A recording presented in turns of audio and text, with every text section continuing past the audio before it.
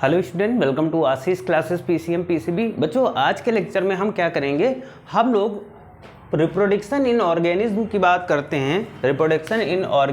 बात करते हैं। तो इसका जो फर्स्ट लेक्चर था हमने कंप्लीट कर लिया था। फर्स्ट लेक्चर में हमने कहाँ तक पढ़ा था, हमने सेक्सुअल एंड एसेक्सुअल रिप्रोडक्शन तक पढ़ा था।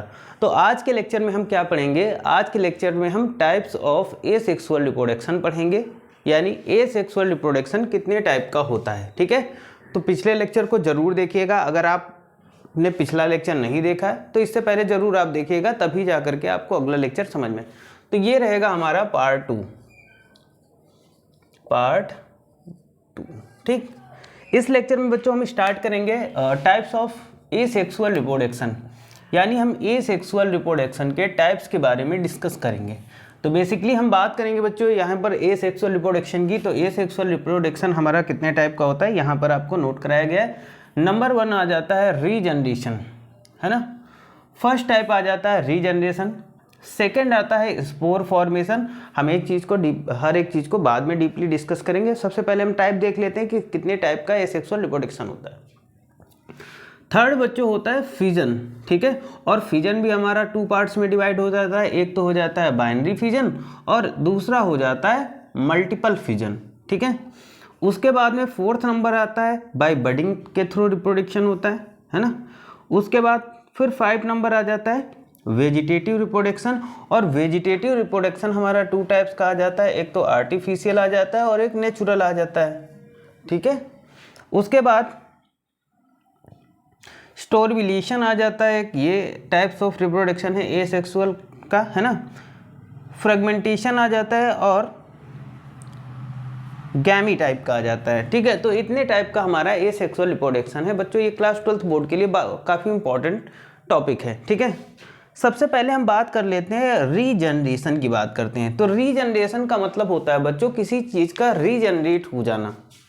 रीजनरेशन में आप समझे होंगे, जैसे कि देखा होगा कि कुछ ऐसे एग्जाम्पल्स होते हैं जिसमें हमारा प्लेनेरिया आ जाता है। रीजनरेशन का मतलब अगर कोई ऑर्गेनिज्म ऐसा है जिसको हम उसके कई सारे पार्ट्स में उसको डिवाइड कर देते हैं, तो वो अपने उन पार्ट से अपने आप को फिर से रीजनरेट कर लेता है, यानी पूरी बॉडी बना लेता है। ठीक है, तो उसको बोलते हैं रीजनरेशन, है ना। जैसे हम प्लेनेरिया की बात करते हैं, तो प्लेनेरिया को अगर हम लोग 3 पार्ट्स में डिवाइड कर दें तो फिर वो अपने जो कटे हुए पार्ट होते हैं उनसे अपनी फुल बॉडी को बना लेता है। इसी को बोलते हैं बच्चों रीजनरेशन या रीजनरेट करना। ठीक है, तो समझ गए होंगे रीजनरेशन का मतलब क्या होता है कि फॉर्मेशन ऑफ होल बॉडी, मतलब होल बॉडी का मतलब पूरी बॉडी बना लेना, of organism from a small fragment, यानी स्मॉल फ्रेगमेंट से किसी भी एक ऑर्गेनिज्म, जिस ऑर्गेनिज्म को स्मॉल फ्रेगमेंट में या स्मॉल पीसेस में अगर अलग कर दिया जाए तो हर एक फ्रेगमेंट से अगर वो अपनी फुल बॉडी को बना लेता है तो उसी प्रोसेस को बोलते हैं बच्चों रीजनरेशन। और इसका एग्जांपल है प्लेनेरिया। सपोज करो हमने यहाँ पर ले लिया एक प्लेनेरिया। ठीक है, ये प्लेनेरिया है। अब प्लेनेरिया को हमने 3 पार्ट्स में डिवाइड कर दिया, ये upper part, middle part, lower part, हमने 3 पार्ट में इसको अलग अलग कर दिया। अब प्लेनेरिया की ये क्वालिटी होती है कि प्लेनेरिया अपने हर एक कटे हुए फ्रेगमेंट से, ये कटा हुआ, ये कटा हुआ और ये कटे हुए जो फ्रेगमेंट होंगे, इन सभी फ्रेगमेंट से एक नया और न्यू सेल बना लेगा, यानी एक नया प्लेनेरिया डेवलप्ड कर लेगा। तो इसी को बोलते हैं रीजनरेट कर लेना। ठीक है, अब ये कटा हुआ मतलब जैसे इसका ये आधा पार्ट कट गया, ऊपर का बचा, तो नीचे के पार्ट को ये रीजनरेट कर लेगा। नीचे के पार्ट की बात करें तो ये ऊपर का पार्ट को रीजनरेट कर लेता है। ठीक है, इसी को बोलते हैं रीजनरेशन, यानी फिर से अपनी पूरी बॉडी को तैयार कर लेना ही रीजनरेशन होता है। ठीक है बच्चों, आगे चलते हैं हम बच्चों। आगे देखो, उसके बाद होता है स्पोर फॉर्मेशन। ठीक है, स्पोर फॉर्मेशन में होता क्या बच्चों, हम समझ लेते हैं। Many spore are housed in sac known as sporangia. Housed का मतलब घर के अंदर रहते हैं और सेक का मतलब होता है कुछ चैम्बर टाइप के बने होते हैं, जिसको हम लोग स्पोरेंजिया बोलते हैं, है ना। आगे क्या है, the plants produces hundreds of spores as sporangia. Sporangia यानी स्पोर फॉर्मेशन होता है क्या बच्चों? देखो स्पोर फॉर्मेशन का मतलब होता है कि जैसे यहाँ पर कोई ये दिया गया है, ये एक प्लांट में स्पोरेंजिया है, इसके अंदर ढेरों सारे स्पोर बनते हैं, छोटे छोटे छोटे छोटे बीज बनते हैं, जिसको बोलते हैं, इसी प्रोसेस को बोलते हैं स्पोर फॉर्मेशन। ये छोटे छोटे स्पोर बनते हैं और ये स्पोर जब मैच्योर हो जाती है तो इनकी बाहर की जो लेयर है वो उसमें वो ब्लास्ट हो जाती है या फट जाती है, जिससे क्या होता है कि यहाँ से लाखों संख्या में, हजारों संख्या में स्पोर निकलते हैं और हर एक स्पोर से एक न्यू इंडिविजुअल या न्यू सेल बनती है या न्यू डॉटर सेल बनती है। ठीक है, इसको बोलते हैं स्पोर फॉर्मेशन। समझ में आया है ना?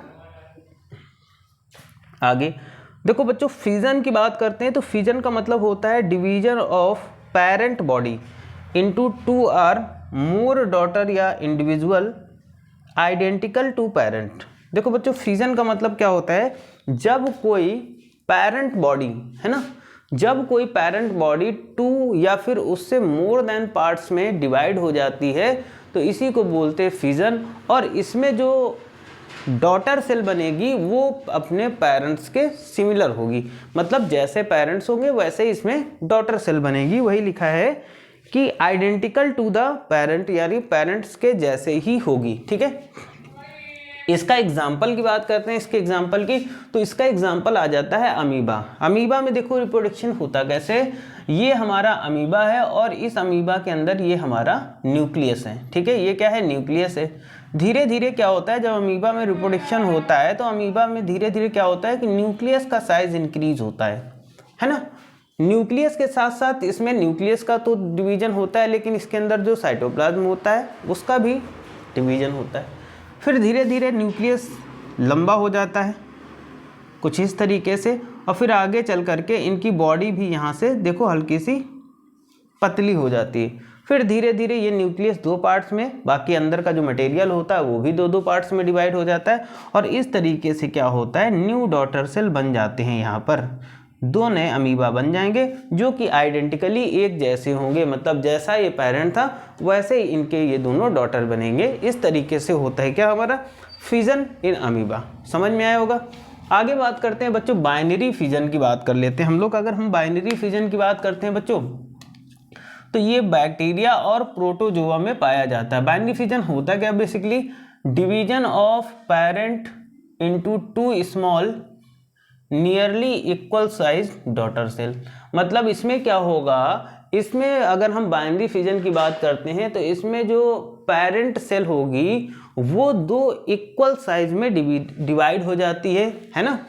दो इक्वल डॉटर सेल बनाए, जैसे एग्जांपल की बात करते हैं, यहाँ पर ये पेरेंट सेल है और ये जब पेरेंट सेल का जो डिवीजन होगा उस डिवीजन से क्या होगी, दो इक्वल डॉटर सेल बनेगी। इसी को बोलते हैं बच्चों बाइनरी फिजन।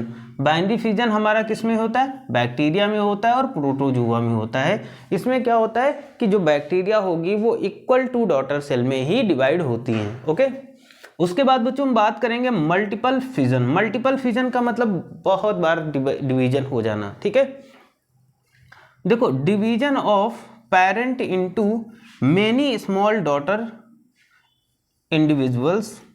देखो मल्टीपल का मतलब होता है इसमें जो पेरेंट्स होता है वो मोर देन डॉटर्स में डिवाइड हो जाता है। इसका एग्जांपल है अमीबा या प्लाज्मोडियम। कैसे समझते हैं, यहाँ पर देखो अमीबा बना हुआ है तो इसमें देखो मल्टीपल फिजन की बात करते हैं तो जब कोई पेरेंट्स को मोर देन पार्ट्स में डिवाइड किया दिया। देखो अमीबा को मैंने कई सारे पार्ट्स में डिवाइड कर दिया, तो जब जितने भी पार्ट्स में हमने डिवाइड कर दिया उनसे क्या होगा, एक नई डॉटर सेल बनेगी। इसी को बच्चों बोलते हैं मल्टीपल फ्यूजन, जो कि प्लाज्मोडियम और अमीबा में देखने को मिलता है हमें। नेक्स्ट आ जाता है बच्चों बाय बडिंग रिप्रोडक्शन। बडिंग का मतलब क्या होता है, देखो बडिंग का मतलब होता है कि ऐसा रिप्रोडक्शन जो बड के थ्रू मतलब इसमें क्या होता है, इसका जो एग्जाम्पल है वो हाइड्रा है ना। इसमें क्या होता है, जो पेरेंट्स होता है उसके बॉडी पर एक प्रोजेक्शन टाइप का निकल आ जाता है, यानी एक बड टाइप का निकल आता है। बड का मतलब जब देखा होगा कि हमारे कभी कभार क्या होता है कुछ बॉडी पर यहाँ पर स्वेलिंग या फोड़ा जैसा निकल आता है, तो वैसे ही क्या होता है इन पेरेंट्स की ये हाइड्रा में क्या होता है कि हाइड्रा के प्लांट में बाय बडिंग रिप्रोडक्शन होता है और इसमें क्या होता है इनके बॉडी पर एक बड निकल आता है। बड का मतलब एक बाहर की ओर बाहर निकल आता है। फिर वो जो बड होता है वो धीरे धीरे ग्रोथ करता है और ग्रोथ करने के बाद बच्चों क्या होता है जब वो मैच्योर हो जाता है तो मैच्योर होने के बाद में वो पेरेंट्स बॉडी से अलग हो जाता है और अलग होने के बाद में एक नया हाइड्रा बना लेगा या न्यू सेल बन जाती है। तो वही बाई बडिंग रिप्रोडक्शन की बात करते हैं बच्चों। इसमें क्या है कि formation of daughter from a small projection, है ना, यानी किसी भी स्मॉल प्रोजेक्शन से एक डॉटर का फॉर्मेशन होना ही हमारा क्या होता है, उसी को बोलते हैं हम लोग क्या बोलते हैं बच्चों, बाई बडिंग। तो देखो यहाँ पर क्या है, हमने एग्जाम्पल में लिया था हाइड्रा, और हाइड्रा में क्या होता है बाई बडिंग रिप्रोडक्शन। तो हाइड्रा की बॉडी से कहीं से भी क्या होता है बड निकलता है। ये बड निकला, ये एक प्रोजेक्शन निकला और ये प्रोजेक्शन धीरे धीरे ग्रोथ करता है और ग्रोथ करने के बाद में फिर जब ये मैच्योर होता है तो ये पेरेंट बॉडी से यानी इससे ये अलग हो जाएगा और जब अलग हो जाएगा तो फिर क्या बना लेता है, एक नया हाइड्रा बन जाता है। तो यहाँ तक हम लोगों ने पढ़ा, कहाँ तक पढ़ा, हमने पढ़ा बाय बडिंग तक। अब चलते हैं हम लोग आगे भी पढ़ेंगे वेजिटेटिव रिप्रोडक्शन और बाकी जो बचे हुए हैं उनके बारे में भी हम पढ़ेंगे, ठीक है।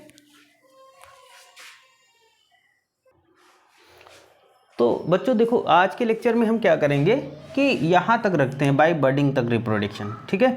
बाय बडिंग तक का आज इस लेक्चर में रखते हैं। बाकी जो बचा हुआ पार्ट है ना, वेजिटेटिव रिप्रोडक्शन से नीचे वाला जो बचा हुआ है उसको हम नेक्स्ट यानी 3rd नंबर लेक्चर में कंप्लीट करेंगे। ओके, सो आई थिंक आपको सारी चीज़ें समझ में आई होंगी और अगर आपको कोई डाउट रह जाता है तो आप कमेंट करिएगा, कमेंट करके पूछ लीजिएगा अगर डाउट होता है तो, ठीक है। और चैनल पे नए हैं तो चैनल को सब्सक्राइब, वीडियो को जितना हो सके लाइक और शेयर करिएगा। Thank you for this class. मिलते हैं नेक्स्ट वीडियो में।